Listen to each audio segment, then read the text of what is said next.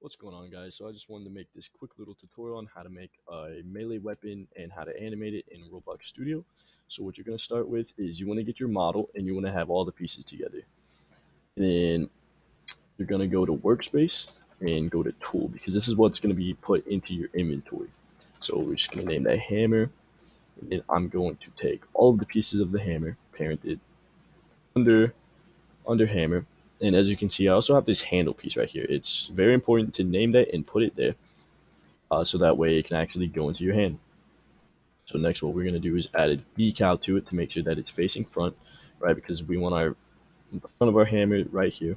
And this is really important too for it to animate correctly, so make sure you do this. So you have the front face, which is this orange highlight over here, and then it is facing front, right? So if it's not, then you just want to rotate it around. So what I'm going to do is, now that I've made sure that it's all correct, I'm just going to resize it so it's smaller. And now, well, for one, I want to move it right. You move it forward, it will go deeper into the player's hand, which is what you want. Otherwise, it'll protrude out a little bit. But you can play around with it depending on what you need. Then we're going to make it invisible, and that's it for that step. Alright, so the next step is going to be to weld all the parts together so that way they can actually be animated, and we're going to do this using Moon Animator's Easy Weld plugin. So if you go over to parts, so for one, I need to go ahead and weld together the head of the hammer because I didn't do that. So I'm going to select hammerhead as the base for this under parts.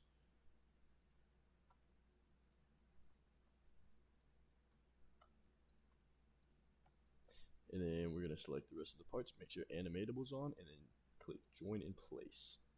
That way none of the parts get moved around. So now you can see there's welds made for all of those parts. But the most important thing is that you're going to want to weld the entire model to the handle you made. So you select handle, then you're gonna select the rest of the parts. And the way I'm doing it is I'm control. Here, I'll show you. So I have the base, then I'm gonna control click on hammerhead, and then shift click on any other parts. So now we have handle, and then the rest of the parts will join in place. And now there is a weld on everything else for the handle. Awesome. So now we're going to get to animating. So what you're going to want to do is come over to the avatar tab up here, go to rig builder, and I'm using an R6 rig, but you can use R15. So we're going to choose a block avatar, put him down in workspace, rotate him around. There we go, that looks pretty good. And then what I want to do next is duplicate all the stuff in the hammer, drag it to the workspace, and then group them as their own model, because this is going to be used the hammer I'm using for the rig. So we'll name that hammer as well. We'll drop it into the rig. And now this part's very important. So if you actually want to if you want the hammer to animate with the movement of the arm, you're going to have to go into here, add a motor 60. So that'll just weld two animatable parts together. So we'll choose the right arm as part 0, and then the handle as part 1. And now you can see it kind of goes into a shoulder, but that's good. That's what you want. Don't mess with it if it don't mess with it until you get to the animator view. Otherwise, it won't look right when you actually get to animating. So we're going to open up Moon Animator. Then we're going to make a, oh yeah, first step actually is go up to the rig, make sure that the primary part is set to humanoid root part. Otherwise, Moon Animator won't detect this as an actual rig. So anyways, now we have the rig selected, and we can make a new animation. So now you see all those parts up there. And what I'm just going to do is move my thing into place, my model into place. So I selected the handle, because that's what everything else is welded to. And then we're just going to rotate it down so that way it looks like he's holding it straight in front of him. And then, yeah, let's move that a little bit. There we go. And then we're going to move it down into place. Alright, so now that that's out of the way, we're going to actually animate him swinging the hammer. So I'm going to choose the right arm, and because of our motor 6D that we added, you see that this hammer actually moves with his arm. So I'm going to move it back like he's getting ready to swing it. It goes through the floor a little bit, but that's fine. I mean, it doesn't have to be perfect. And then I'm going to rotate this hand back a little bit because that's also going to be grabbing the hammer. Oops. Wait a minute. I want to make sure that this is rotating locally.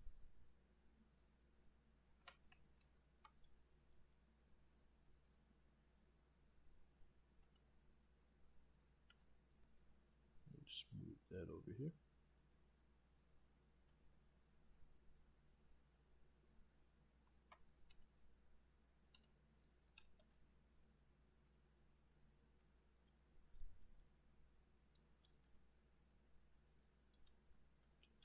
There we go. It looks a little bit weird, but that's alright. So now we just want to add a new keyframe. And if you didn't know, so a keyframe is just each frame of the animation. And so yeah, for our first frame, he's swinging the hammer back. And then for our second frame, we're going to put it at about 0.10 seconds. So on the 10th frame, he is going to swing the hammer forward. So we've moved our scrubber over there. Now we're going to rotate the hammer. So I'll have it just come about straight with him. And select this piece. Rotate it like that. Rotate that right there. Then we can move it right here.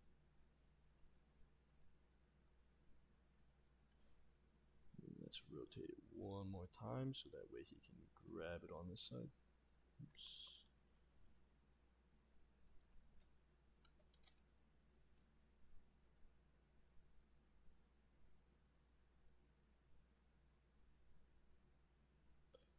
Just trying to play around with this so that way it looks right. That's good. Okay, move the hand right there. So now if you press space, you can see what you've animated so far. So now he's swinging the hammer back and forward. So then for the 20th frame, he'll actually swing it to the ground. So let's rotate this hand forward. Now it has touched the ground. So we'll rotate this hand down as well.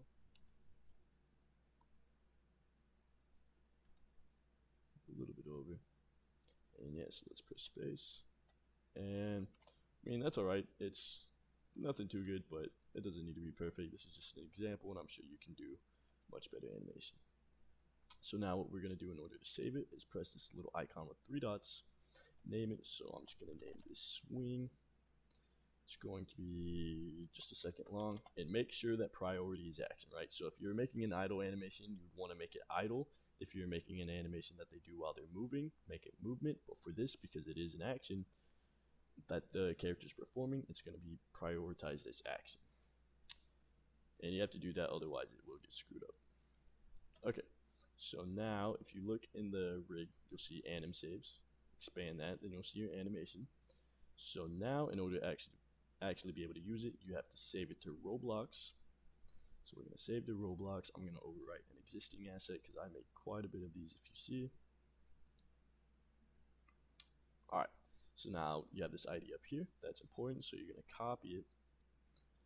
And then, now that we're getting to the important stuff, what we're going to do is we're going to come to our hammer. So we're going to add an animation now, right? Because this is our actual animation or hammer tool.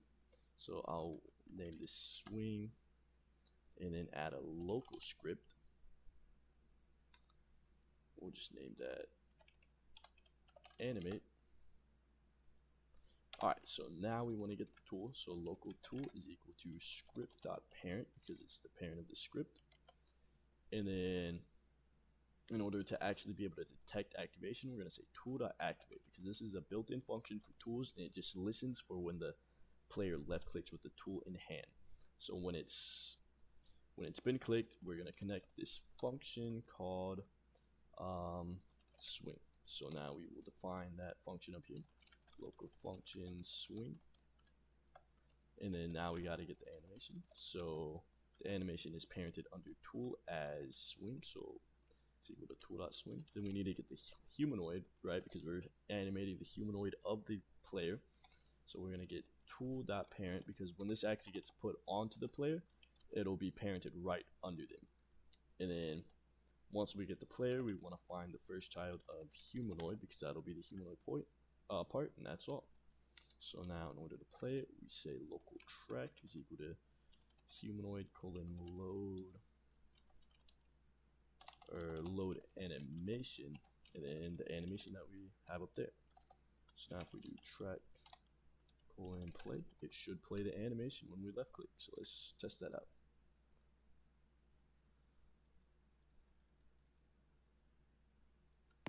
Oh, and I forgot to put it in my inventory, but that's alright. Alright. So let's see. So attempt the index function with connect. So I think I know what went wrong.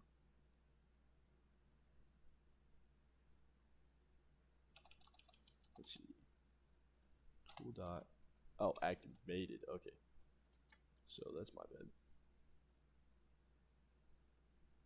So we're gonna pull it out. And actually, that's a different hammer that I had. Load animation.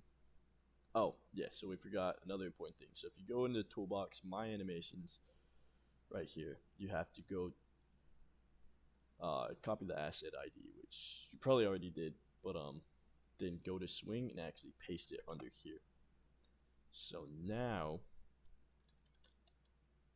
when we pull it out, then you swing, and now you can see that it does the animation. But yeah, that's about it. I mean, you can play around with that, make it do whatever you want. I'm sure you can animate it a lot better than I did, but hopefully you enjoyed. Hopefully you enjoyed, and hopefully this was a pretty straightforward tutorial. If not, do leave me feedback, because I'm trying to grow as a creator, and that would be nice to help out. But if you did enjoy it, do remember to like and subscribe. But that'll be it.